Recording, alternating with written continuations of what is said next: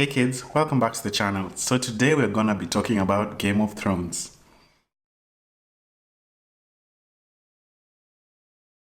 So season 8 just concluded, and this season was just really emotional for everyone, and thank you to the best TV show on the planet. Thank you. Thank you to the creators, thank you to the cinematographers, thank you to the visual effects artists. It was a good season. But on Rotten Tomatoes so far, Season 8 is the lowest rated season with 70% compared to every other season, which is more than 90%. Right now, last night's episode has a score of 58%, which is actually not the lowest rated of this season. Instead, that honor is reserved for last week's episode, The Bells. Also going into the finale, there was a Change.org petition signed by more than 1 million people petitioning to redo this season with competent writers. Which also probably explains why the main two writers, the showrunners, said they were going to spend the finale, quote, drunk and far away from the internet. It has been noted that there are a lot of plot holes in the story, and I'm here to discuss some of the useless storylines that were introduced into Game of Thrones throughout the years, and as we've just come to the conclusion, we were wondering why was it even there in the first place. So, numero uno. Jon's real name. His name is Edgar Obare. Bran telling the audience and telling Jon that he's not who he really is, that he's not really a bastard. What is the point of that? Jon was the heir to the throne, and as we watched the season finale to the end, like, that information did not help him in any way. He was still discarded, and his brothers and sisters became king and queen respectively, and Jon just got a mediocre, no. Jon deserved better. Jon really deserved better. Where are my damn moron sons? Blackwalder and Lothar promised to be here by midday. They're here, my lord. Well, what are they doing? Trimming their cunt hairs? Tell them to come here, now. But they're already here, my lord.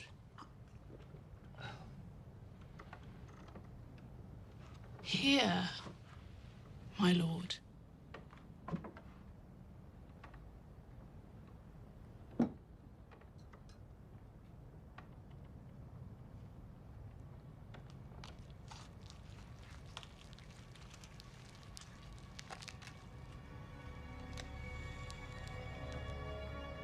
They weren't easy to carve,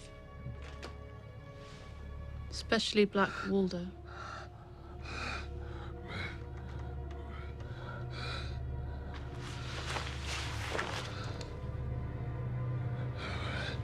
My name is Arya Stark.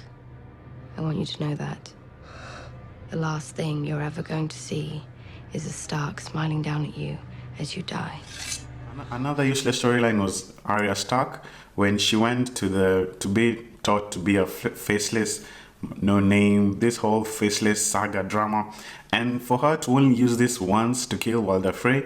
Like, what is the point of dragging us through this whole journey of Arya Stark, her being faceless, her learning how to fight, so that she just uses it once? This whole I can be anyone. What is the point of that storyline?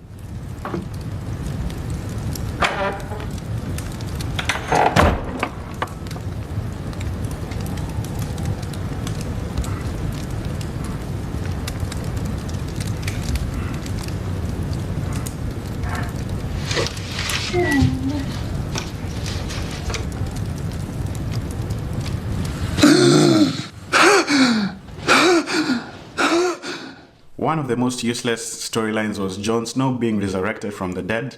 And look at this from the point of view, like, why was he resurrected? So that just to be given such a mediocre and like blah ending. Like, what is the point of being resurrected from the dead for that? Huh? Jon Snow deserved better. Jon Snow deserved better.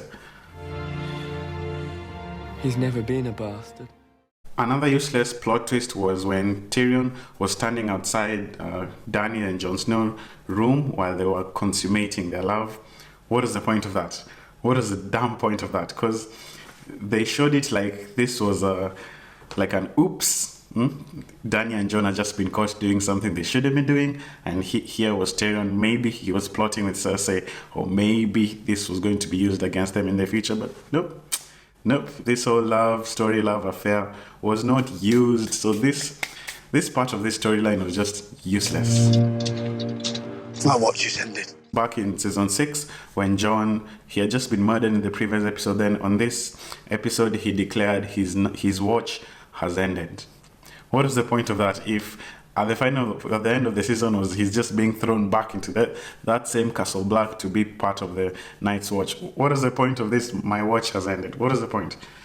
Because in that scene we thought now Jon is finally on to bigger and greater things, and this was just a test of his, I guess his will and him being able to sacrifice everything for his beliefs and duty, and for him to just end up right back where he started. What was the fucking point? I don't care about checking my worst impulses. I don't care about making the world a better place. Hang the world. That thing you dragged here, I know what it is, I know what it means. And when it came at me, I didn't think about the world, not at all. As soon as it opened its mouth, the world disappeared for me, right down its black throat. All I could think about was keeping those gnashing teeth away from the ones who matter most, away from my family. Maybe Euron Greyjoy had the right idea. Get on a boat, take those who matter. You're pregnant. Tyrion realized or figured out that Cersei was pregnant and that she was going to have a baby. What is the point of this whole pregnancy? What is the damn point? Because it did not affect any of the results of the story. It was not used at all. You might be the most arrogant man I've ever met. I like that. But now I want to be alone.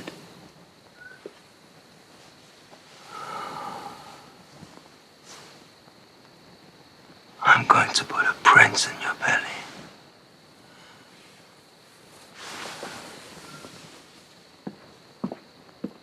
Even the fact that Cersei felt that she needed to sleep with Euron Greyjoy, what was the point of that? When I was watching the episode and then, like, in my mind, I figured that she slept with Euron Greyjoy so that she can claim later that this is actually Euron's baby, and so maybe she'll have a stronger claim to his territory or something. But this was useless story plot, a very useless story plot. It's not right for me to have it. He gave it to you. I'm not his son.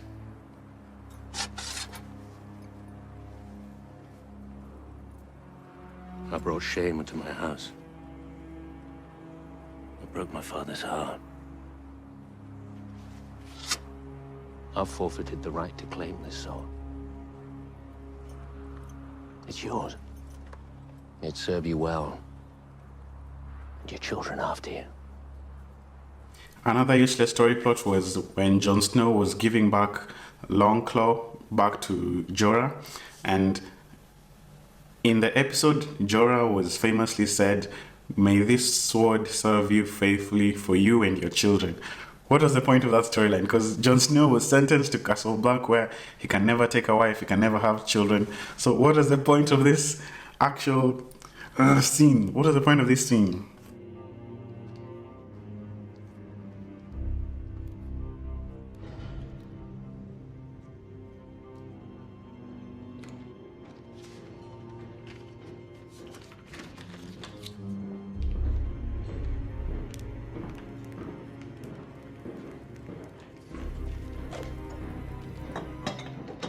And the last, most useless story plot was when Varys was in his quarters and he was writing a letter, and we could see that he's writing a letter trying to acknowledge that Jon is the rightful heir to the throne. What is the point of this?